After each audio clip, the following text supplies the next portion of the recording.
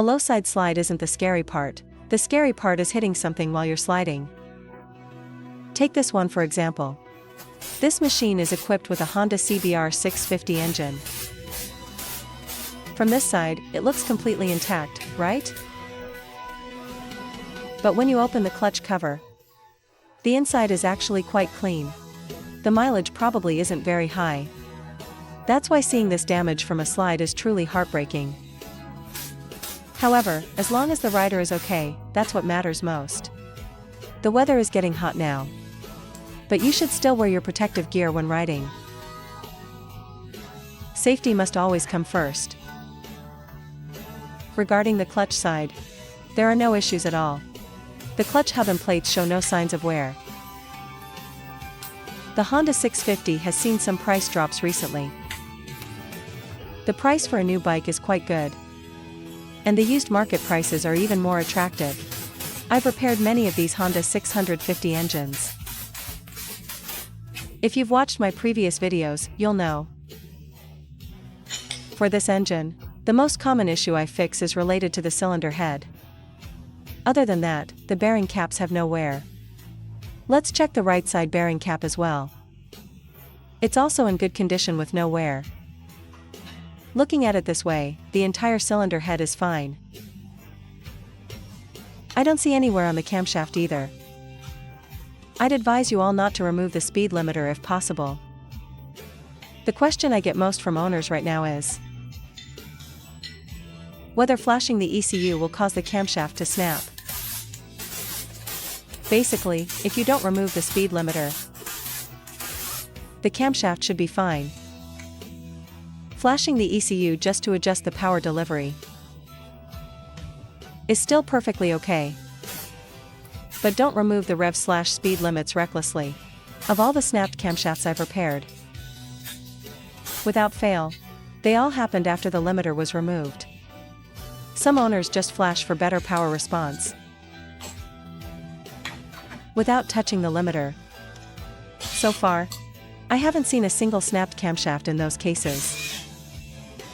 Now, let me show you how badly this is shattered. Most of the stator cover has been smashed off.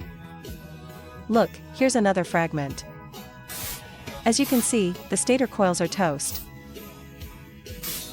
The magnets are destroyed too. And as for the stator cover, these two pieces are all that's left. An intact one should look like this. So, you can imagine how brutal the impact on this cover was. Alright, let's take a closer look. I have another fragment of the stator cover here.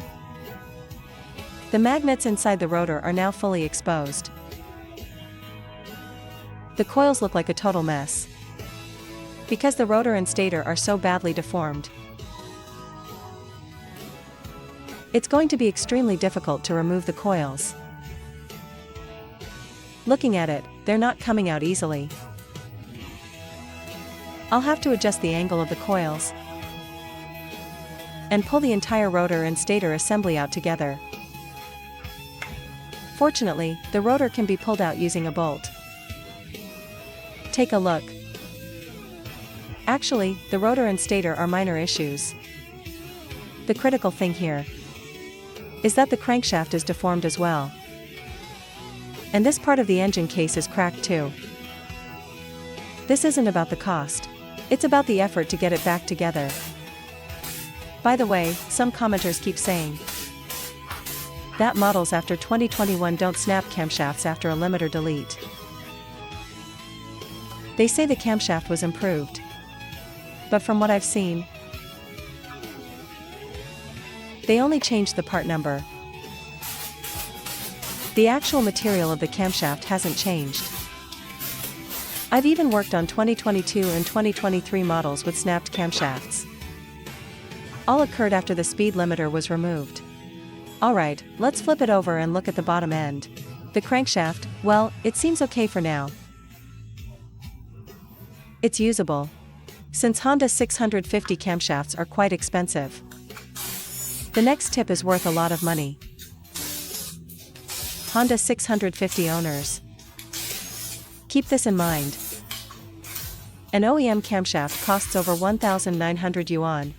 If your camshaft unfortunately snaps, you can use the one from the RS series for under 500. They work exactly the same. Both are made of nodular cast iron. Don't worry about the QJ parts materials. What you should worry about is the assembly. The connecting rod bearings for cylinders 2, 3, and 4 look fine and can be reused. But let's look at cylinder 1. There's a score mark in the middle. This was caused by the crankshaft deformation, which squeezed out this groove. It's much more obvious from this angle. Let's pull the crank out first. We'll measure the crankshaft runout later. If you've watched this far, please give the video a like. Removing the rods and pistons. Everything there is fine. No need for a detailed look.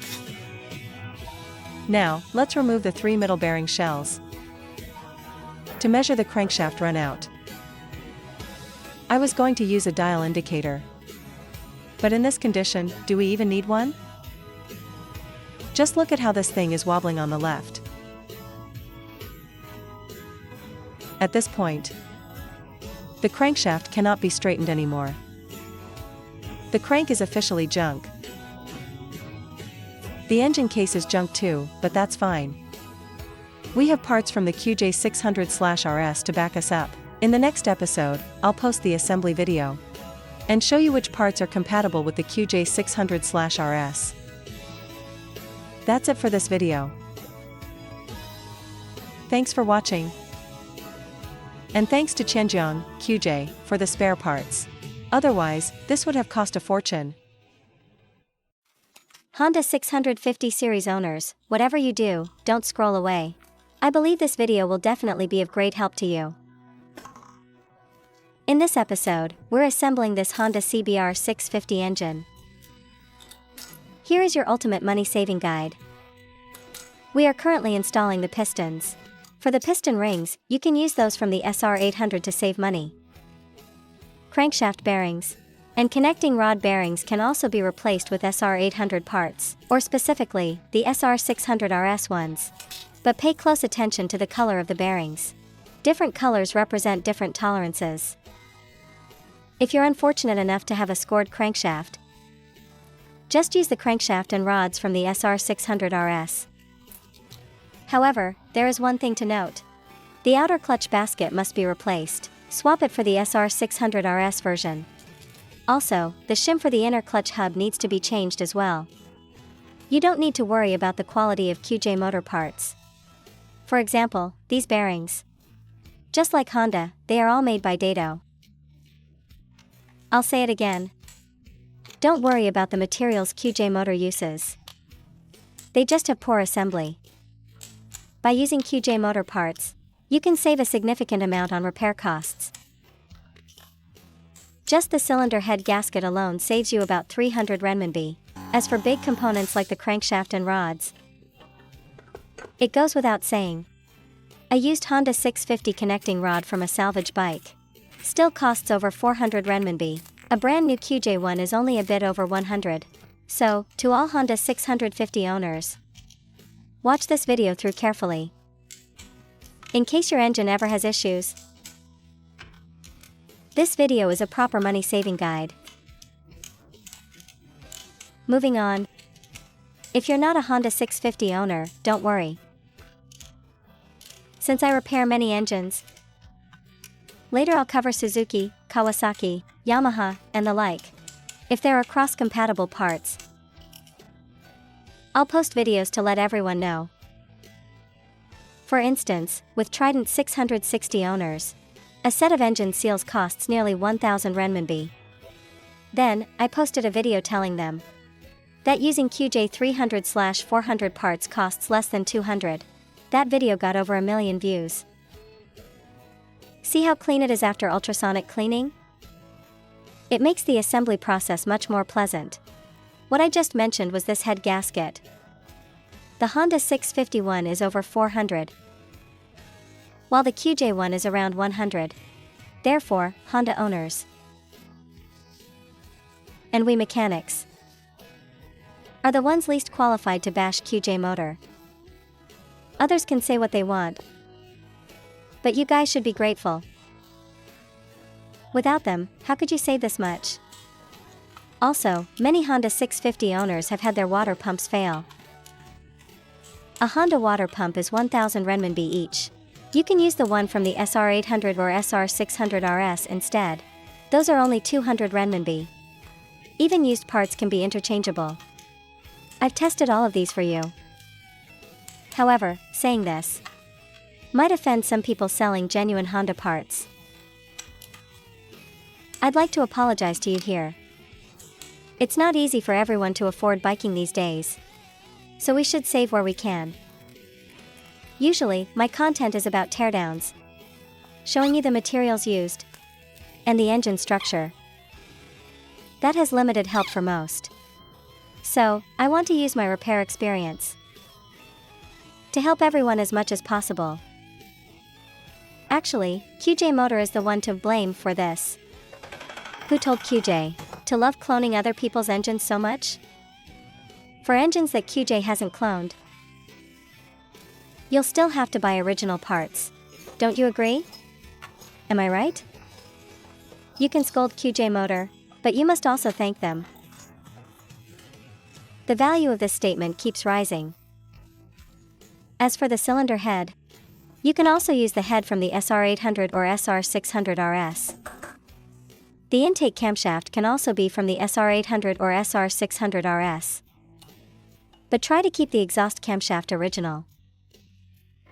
Otherwise, the idle might become unstable after assembly. I've personally tested this. This one cylinder head can save you several thousand. Since we're on the subject, if you like the video, give it a thumbs up. Honda cylinder heads are definitely not cheap. But the tensioners mentioned earlier aren't expensive either. Basically, all major parts can be replaced by SR600 RS or SR800 substitutes. However, because the SR800 has a significantly different displacement than the Honda 650, I still suggest using SR600 RS parts.